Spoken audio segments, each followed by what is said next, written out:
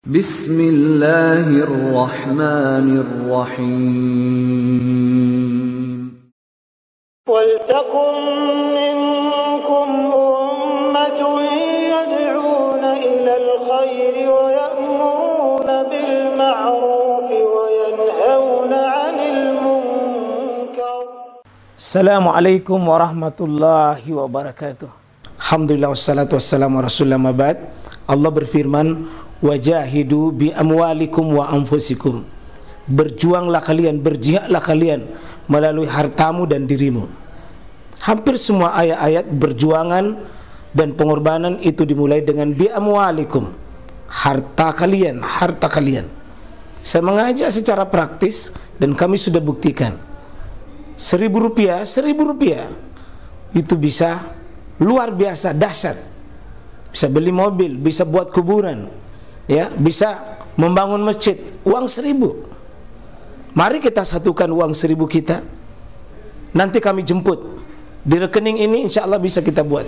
Di rekening ini, insya Allah kita buat sebuah kekuatan umat dengan Rp1.000. Rp1.000 dahsyat.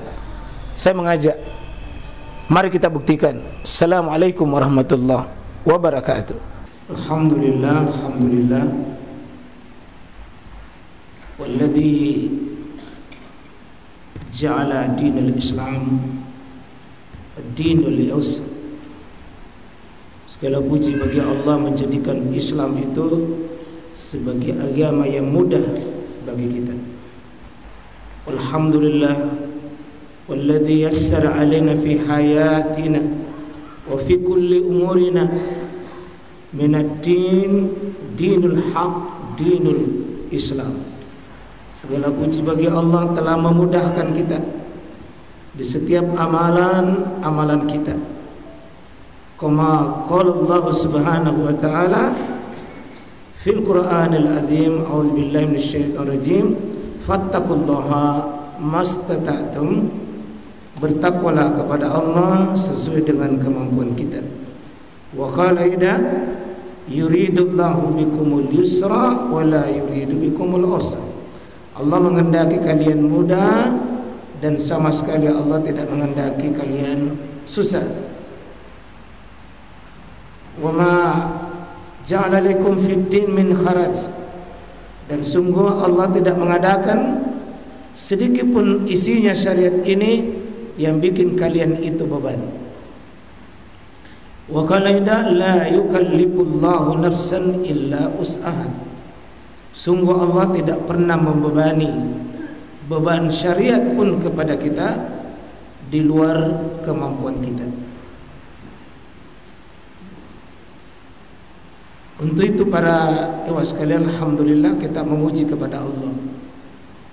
Karena Allah pencipta kita, khalik kita, murabbi kita, ya, menjadi pemilik kita, menjadi penguasa kita, menjadi pengatur kita. Diaturkan hidup ini supaya baik.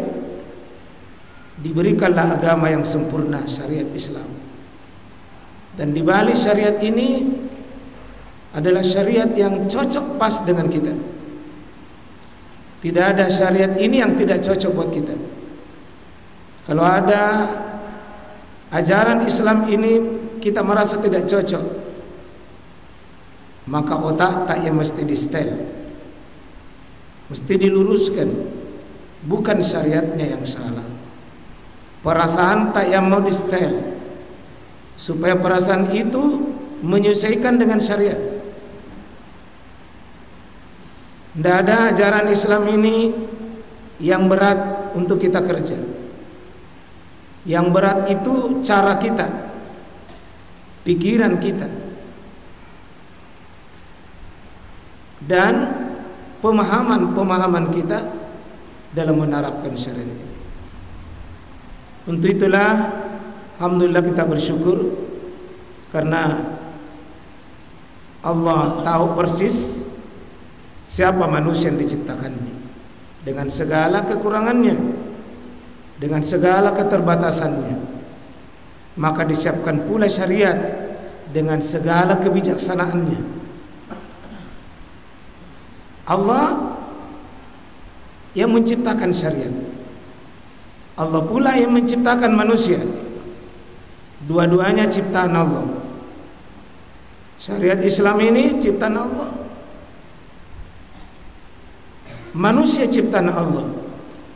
Maka dua-duanya pasti bisa kelop, pasti bisa connect, bisa terhubung dengan benar. Allah yang paling tahu apa yang paling dibutuhkan manusia. Karena itu kita bersyukur, pencipta kita Allah, agama ini dari Allah, pasti seluruh isinya pasti mudah kita lakukan. Maka kalau ada yang mengatakan Islam ini ada yang beban, ada yang berat, bukan syariatnya yang berat, cara kita memahami yang salah. Alhamdulillah, dari bangun tidur sampai tidur kembali ada adab dan ada aturannya dan ada syariatnya. Untuk itu insyaallah bersyukur kita siapkan diri belajar bersama. Dan saya selalu ingatkan para tullabul ilm, usikum, kami wasiatkan pada kalian kama wasal Imam Asy-Syafi'i li ashabi, sebagaimana Imam Syafi'i juga mewasiatkan pada murid-murid beliau, sahabat beliau. Pokok dia mengatakan Imam Syafi'i itu sangat terkenal wasiatnya, lan tanalal ilma illa bisittat. Anda tidak akan pernah dapat ilmu kecuali 6, kalian perhatikan. Dan saya mohon ini semua kita Pak, baik penuntut ilmu yang sudah lama maupun penuntut ilmu yang baru, sering-sering kita harus mengatakan Pak ya, sering-sering kita mengatakan ana talibul ilm, saya ini hanya penuntut ilmu, bukan ustaz, bukan alim, bukan murabbi, tapi dia adalah para penuntut ilmu. Kalau penuntut ilmu itu ya namanya menuntut. Penting diperhatikan untuk bisa dapat berkah ilmu. Kata Imam Syafi'i satu adalah ada namanya ya zakaun, ada namanya wahirsun, ada namanya ijtihadun, ada namanya suhbatul ustaz, ada namanya bulgah wa tulul zaman. Siapa yang memiliki 6 ini sukses dalam mencari ilmu. Mau jadi penghafal Quran miliki itu, mau menjadi ulama yang banyak menyimpang ilmu sumbernya dari Quran hadis, harus miliki itu. Zakaun adalah ada kecerdasan, baik kecerdasan alamiah maupun kecerdasan yang kita usahakan. Ini ada butuh, karena ilmu itu harus ditangkap oleh orang-orang yang semakin cerdas seseorang semakin cepat. Dan Imam Syafi'i itu sering mematikan bahwa ada yang mematikan ilmu, ada yang mematikan hafalan, ada yang mematikan caranya ilmu kita. Apa itu? Tarkul ma'asi, tinggalkan maksiat supaya Anda bisa gampang mendapatkan ilmu. Kalau menghafal Quran tapi sering bermaksiat, tidak ada keberkahan hafalan kita. Menghafal di sini pula main game, bisa jadi hilang hafalan, berantakan itu. Menghafal Quran suka bahasa kotor, tidak bisa.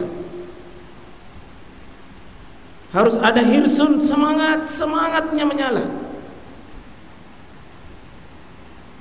Pantang pulang ke rumah sebelum ada sesuatu yang bisa dibawa pulang bersama dengan nanti kepada ibu dan bapak. Ya, kita harus mengatakan, Bunda, Abi, Ummi, hapus air mata kerinduanmu karena Ananda sudah datang membawa.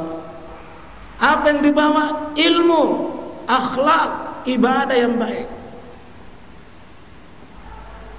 Karena itu butuh apa? Ada namanya butuh kesabaran, namanya tulul zaman. Mencari ilmu itu Pak, bukan instan-instan itu, bukan, butuh prosesi lama. Imam Syafi'i 16 tahun keliling dunia mencari hadis, jalan kaki 16 tahun. 16 tahun habis usia remajanya dengan mencari ilmu, habis waktu main-mainnya untuk mencari ilmu. Maka kita harus banyak mengatakan ini, kenapa lama sekali ini kitab ini tidak selesai-selesai. Tulul zaman. Ilmu itu bukan di istang-istang itu deh. Ilmu yang mudah didapat itu yang mudah, cepat juga pergi, cepat hilang, dan tidak ada simpang di sana. Hilang begitu saja.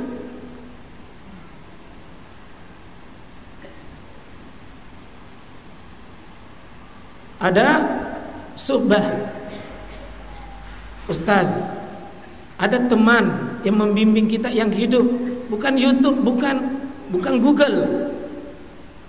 Kalau Google itu dia tidak bisa suhbah, tidak bisa kita tanya langsung. Kadang-kadang butuh diluruskan, butuh dipahamkan, butuh disyarah, butuh diperbaiki.